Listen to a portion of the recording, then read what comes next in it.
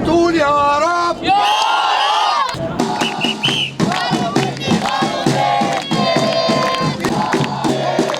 كل الناس بتقول يا رب يا كل الناس بتقول يا رب يا مرتي يكسبوا يا رب.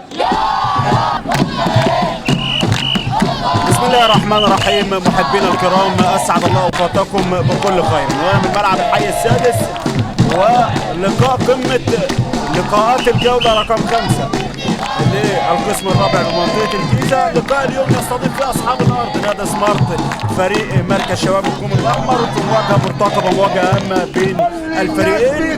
سمارت بعد التعادل الاخير امام الزيديه بدون اهداف في ملعب الزيديه يلاقي فريق الكوم الاحمر اللي جاي بالفوز على بورتوس بثلاث اهداف مقابل هدف في الجوله الاخيره. اذا سمارت يحتل المركز الثالث برصيد 8 نقاط، بينما الكوم الاحمر في المركز الثاني برصيد 9 نقاط. اذا هي مباراه ب6 نقاط للفريقين. امامنا على طول حكام المباراة على طول والتعليمات الأخيرة والتأكد على طول هناك من اللاعبين. يدير اللقاء تحكيميا حكم الدوري الممتاز كابتن عبد العزيز السيد مع شريف محمد مساعد أول وكابتن إسلام محمد مساعد ثاني.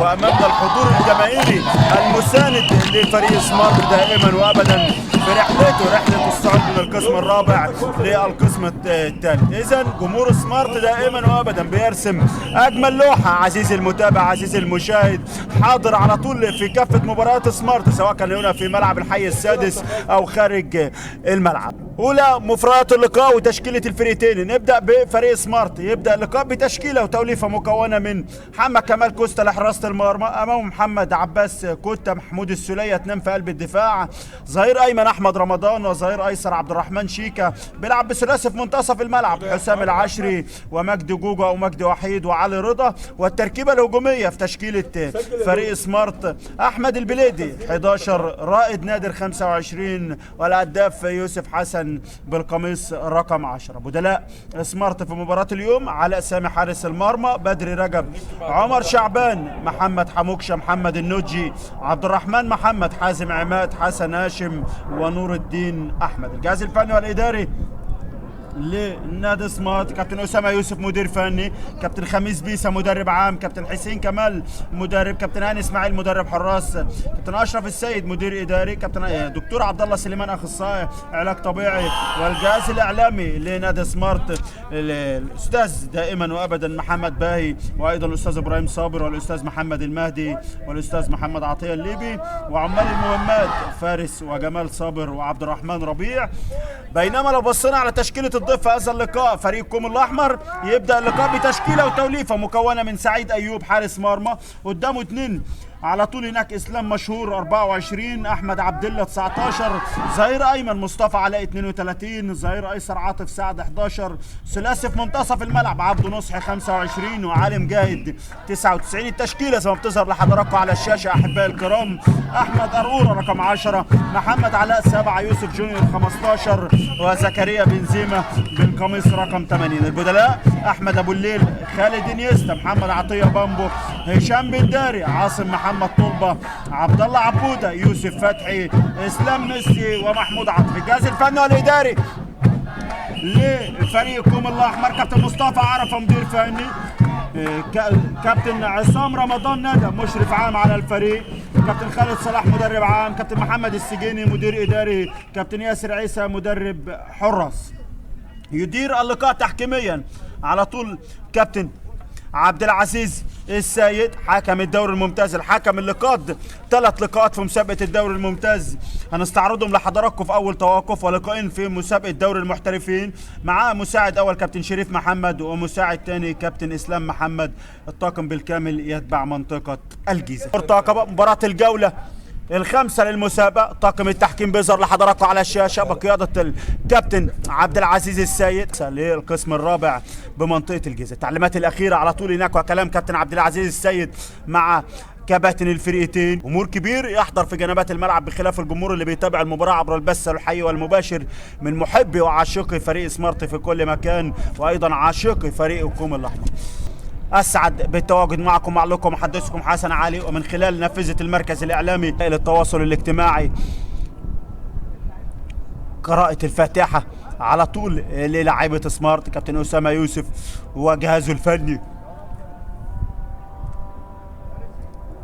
ولاعبيه يمنوا النفس بالعودة مرة تانية لسكة الانتصارات وتصحيح المسار بعد التعادل الأخير أمام الزيدية في ملعب الزيدية أو في ملعب أو سيم الملعب اللي بيحتضن مباراة الزيدية. عشان عمك محمود دلوقتي هيقوم طالع التعليمات الأخيرة وقراءة الفاتحة قبل بداية أحداث المباراة الهامة، حضور المشرف العام والمدير التنفيذي لنادي سمارت المهندس عاطف الخطيب. المباراة اللي بتأتي إليكم برعاية سمارت هوم وأيضا شركات الخطيب، أيضا قراءة الفاتحة لفريق كوم الأحمر. مباراة هامة، مباراة 6 نقاط على طول. سمارت اللي قدم اسمه وفرض اسمه على الساحة الرياضية المصرية، سواء كان في مسابقة الدوري أو في مسابقة الكاس. الفوز على دمنهور في الدور الأول بهدف مقابل لا شيء، الإطاحة بكبير محافظة البحيرة نادي دمنهور بهدف مقابل لا شيء في مسابقة الكاس في الدور الأول. في الدور الثاني الخسارة في اللحظات الأخيرة أمام الحمام المطروحي بهدف مقابل لا شيء. أي نعم ودع بطولة كاس مصر فريق سمارت، ولكن ودع الكاس مرفوع الراس على طول هناك فريق سمارت بعد أن اكتسب احترام الجميع. فريق سمارت كل الناس بتقول يا رب. على بركة الله أحبائي الكرام، هنظبط ساعتنا مع بعض.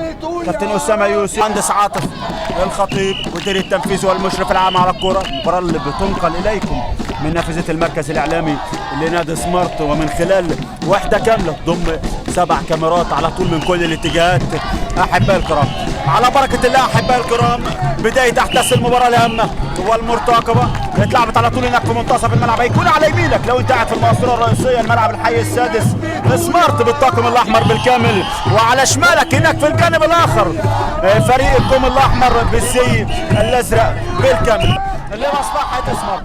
رمية التماس لمصلحة سمارت. حكمنا كابتن عبد العزيز السيد هو من يدير أحداث المباراة تحكيميا، حكم اللي أدار 3 مباريات في مسابقة الدوري الممتاز هذا العام على طول، ولقاءين في دوري المحترفين. أدار كانت آخر لقاءاته بالمناسبة على طول. شوف بقى زوايا التصوير ومن كل مكان دكة بدلاء الكوم الأحمر، ومن قبلها دكة بدلاء على طول هناك فريق سمارت. آخر لقاءاته كان لقاء المقاولين وأسوان في دوري المحترفين، ومن قبلها لقاء طلائع الجيش وسموحة في الجولة الثالثة من مسابقة دوري نايل دوري الممتاز. رمية تماس اتلعبت على طول التماسية طويلة داخل المنطقة، هدف أول على طول هناك. محمد عباس كوتا يلقي بكلمة الافتتاح ويضع سمارت في المقدمة على طول هناك في الدقيقة الثالثة بعد رمية تماس. يرتقي فوق الجميع محمد عباس كوتا ويوجه داخل الشباك. الله عليك يا سيدي، على طول هناك هدف أول جميل جميل جميل جميل. كوتا يلقي بكلمة الافتتاح ويسجل هدف أول جميل. محمد عباس كوتا يسجل أول أهدافه بقميص نادي سمارت. نشوف على الإعادة مرة ثانية. اتلعبت التماس الطويل، عباس كوتا برأسية حلوة داخل الشباك، رأسية حلوة حلوة حلوة داخل شباك الحارس على طول هناك داخل شباك الحارس سعيد أيوب. يعني نشوف الإعادة، في الإعادة إفادة على طول هناك يرتقي فوق الجميع مع توجيه جميل. الله عليك، هدف جميل جميل جميل من محمد عباس كوتا. فرحة جمهور سمارت الحاضر في جنبات الملعب. إذا 1 لا شيء، هدف مبكر على طول هناك يدي ثقة يدي طمأنينة لعيبة سمارت على طول. أحبائي الكرام 1 لا شيء، هدف أول جميل محمد عباس كوتا على طول هناك. الكيان اللي ولد كبير سمارت تخرج على طول هناك وتتحول هناك. تعليمات كابتن خميس بيسا المدرب العام على طول لكابتن أسامة يوسف. على طول هناك ناحية اليمين في اتجاه رائد نادر على طول المهندس عاطف الخطيب المشرف العام على الكرة المدير التنفيذي للنادي سمارت حاضر على طول من أجل المؤازرة والدعم اللاعبين. ضربة حرة، الجمهور دائما وابدا بقول لك بيرسم اجمل لوحة واجمل صورة. جمهور سمارت لقاء الجولة الخامسة، لقاء ب6 نقاط. عزيزي المتابع عزيزي المشاهد، ايوب سعيد الطوية على طول من سعيد ايوب. هناك فريق سمارت في دائرة المنتصف على طول يظهر محمد عطيه الليبي واحد من افراد المنظومه الاعلاميه بنادي سمارت، وايضا الاستاذ محمد باهي المتحدث الاعلامي لنادي سمارت مع الاستاذ ابراهيم صابر، وكذلك على طول هناك الاستاذ محمد المهدي، المنظومه الاعلاميه المميزه والمنظومه الاعلاميه المحترفه لنادي سمارت. عبد العزيز السيد على سلامه اللاعب احمد البليدي بيظهر لحضراتكم على الشاشه. احمد البليدي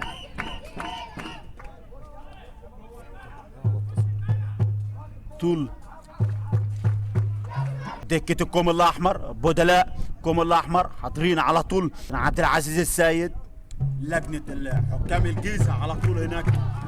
مرمى للحارس سعيد أيوب، على طول علامات الرضا بدأت تظهر على وجه الجهاز الفني والإداري. مهندس عاطف الخطيب على طول البليدي فرصة الثاني يحقق كل الأماني لمصلحة سمارت. لسه بتكلم ولسه بقول علامات الرضا بتظهر على وجه الجهاز الفني والمهندس عاطف الخطيب. والبليدي تمريرة على طبق من ذهب، تمريرة على طبق من ذهب من أحمد البليدي، ويوسف حسن على طول ما يكذبش خبر ويسجل على طول الهدف الثاني ورابع اهداف يوسف حسن من داخل منطقه الجزاء وباطن الحذاء. هي بالفعل عداله السماء في اللعبه الاخيره، والبليدي على طول تمريره حريريه وانهاء 100 من اللاعب على طول هناك يوسف حسن، وهدف يفرح جمهور سمارت على طول هناك. هدف ثاني جميل لمصلحه هناك فريق سمارت. هدف ثاني جميل، هدف ثاني على طول ضغط البليدي على طول هناك، غلط مدافع الكوم الاحمر، حط تمريره على طبق من ذهب للعب على طول يوسف حسن، ويوسف لا يخطئ امام المرمى يوسف حسن ويسجل ثاني الهدف. احمد البليدي ومعاه صفاره حكمنا كابتن عبد العزيز السيد تعلن نهايه احداث الشوط الاول. 2 سمارت عن طريق محمد عباس كوتا، وهدف ثاني عن طريق يوسف حسن، ثم نجح اللاعب يوسف جونيور في تقليص النتيجه. ثم اعود لحضراتكم مره ثانيه مع بدايه احداث الشوط الثاني. بسم الله الرحمن الرحيم مره ثانيه احبائي الكرام في كل مكان، طابت اوقاتكم من جديد واحداث الشوط الثاني من مباراه سمارت والكوم الاحمر.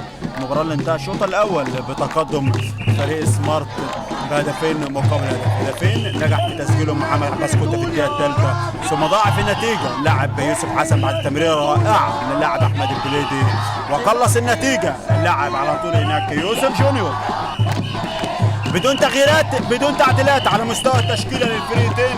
على طول هناك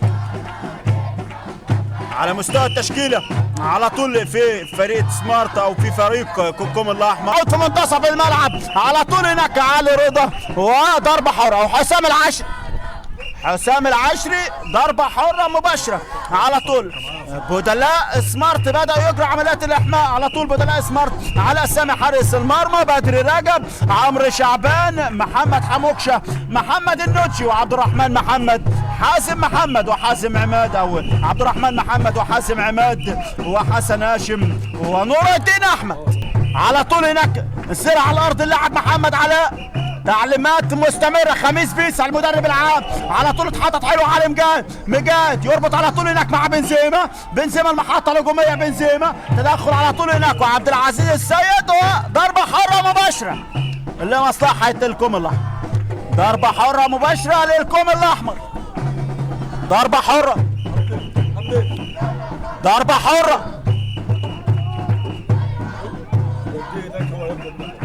ضربة حرة علي مجاد، تمريرة داخل المنطقة، لكن يا ولد على قراية اللعبة على طول من كوت صاحي ومركز وعايش في أجواء المباراة.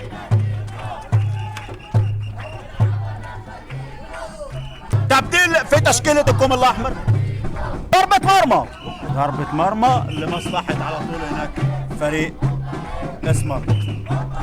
أسامة يوسف على طول هناك، الجمهور حاضر، الجمهور يؤثر، الجمهور يساند، الجمهور يدعم على طول هناك من اجل اقتناص ال3 نقاط. تبديلين دفعه واحده في تشكيله سمارت. حازم عماد رقم 7، وايضا لاعب رقم 32 اللاعب عبد الرحمن محمد. عبد الرحمن وحازم، هنشوف مين اللي هيخرج. خرج لاعب رائد نادر 25 يظهر لحضراتكم، رائد نادر وعلي رضا. يبقى التبديلين هيظهروا لحضراتكم على الشاشه على طول. هناك لابد من التركيز، لابد من التركيز في الضربات الثابته العرضيه. الراجل لمس لمسه ولكن على طول سلامات، سلامات للاثنين لعيبه اللي واحد.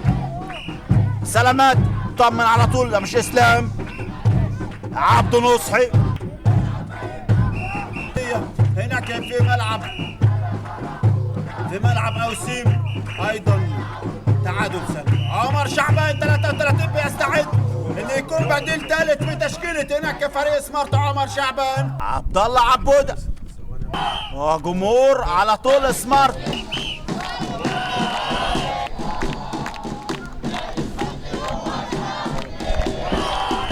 الناس بتقول يا رب.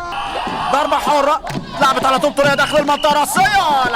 علاء وطلع عبد الرحمن شيكا لرمي التماس اللي مصلحة على طول هناك فريق. تبديلين، النوجي يستعد. البليدي خرج ونزول محمد النوجي. محمد النوجي بديل للاعب. رمي التماس اتلعبت طولية داخل منطقة الجزاء. بالفعل خرج عبد الرحمن شيكا، خرج شيكا اتحطت داخل منطقة الجزاء. راسية تشتيت الدفاعي. الطبي لنادي سمارت على طول هناك دكتور عبد الله سليمان ينزل يطمن على سلامة اللاعب. في 28 دقيقة من عمر أحداث شوط المباراة الثاني. تقدم مستمر لمصلحة سمارت بهدفين مقابل هدف. ثانية على حدود المنطقة، عدى مر فات لكن البلوك الدفاعي من الدفاعات لسه في خطورة لمصلحة الكوم الأحمر، لكن على طول التدخل الدفاعي والصفارة وضربة حرة. ضربة حرة سلامات لثلاث لعيبة واقعين. يوسف جونيور وميسي على طول هناك لسه اللاعب يوسف جونيور وبطاقة صفراء 20 بطاقة حمراء بالفعل 20 بالفعل. عبد الله عبوده ياخد بطاقة صفراء ثانية والبطاقة الحمراء بعد اقصاء اللاعب عبد الله عبوده بالبطاقة الحمراء. اتكلم على طول كابتن مصطفى عرفة مع اللاعب خارج متعصب. عبد الله عبوده على طول هناك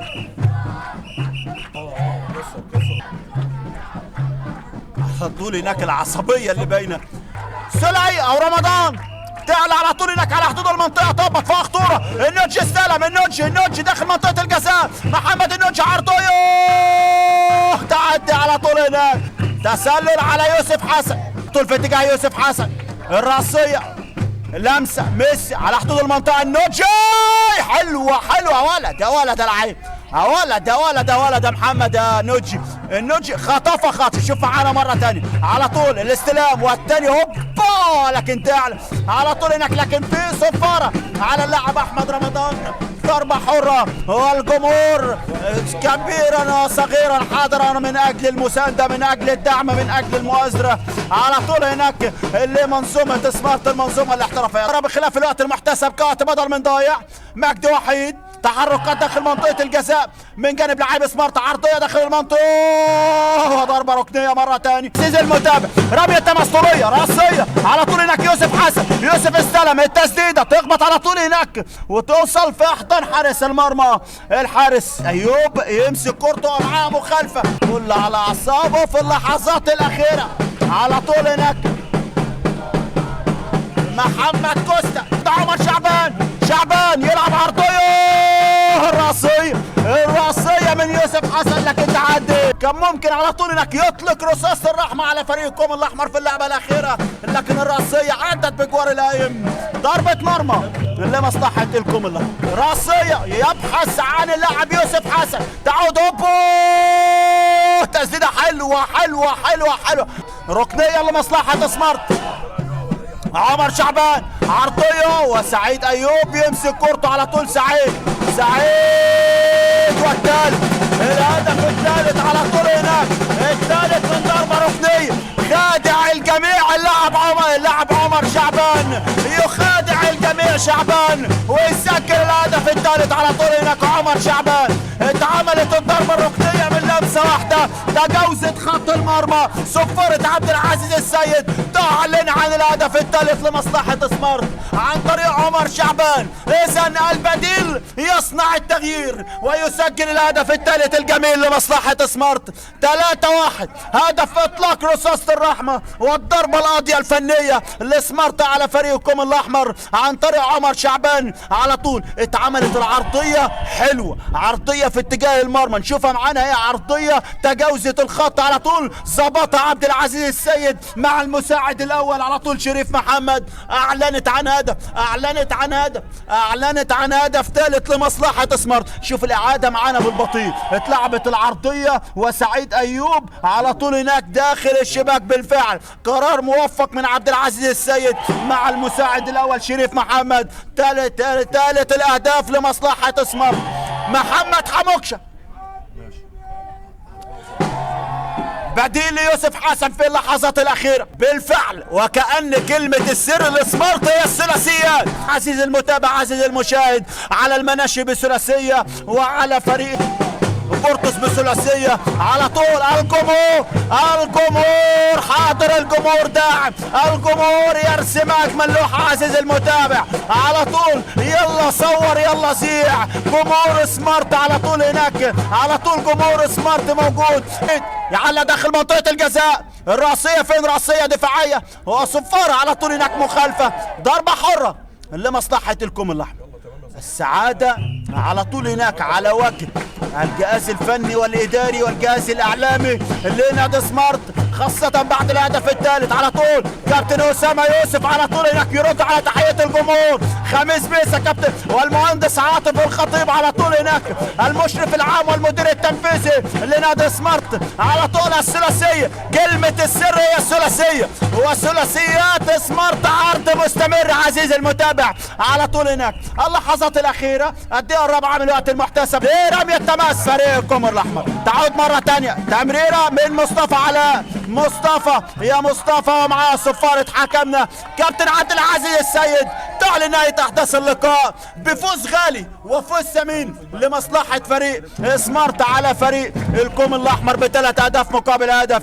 3 أهداف وثلاثية سمارت تناوب على تسجيلها. اللاعب على طول بدأها محمد كوتا برأسية، ثم اللاعب يوسف حسن بعد تمريرة رائعة من أحمد البليدي، ثم على طول هناك اختتمها اللاعب عمر شعبان من ضربة ركنية. وهدف فريق الكوم الأحمر الوحيد نجح في تسجيله اللاعب يوسف جونيور. يرتفع رصيد سمارت للنقطة رقم 11 ويرتقي للمركز الثاني بفرق نقطتين عن متصدر هذه المجموعة.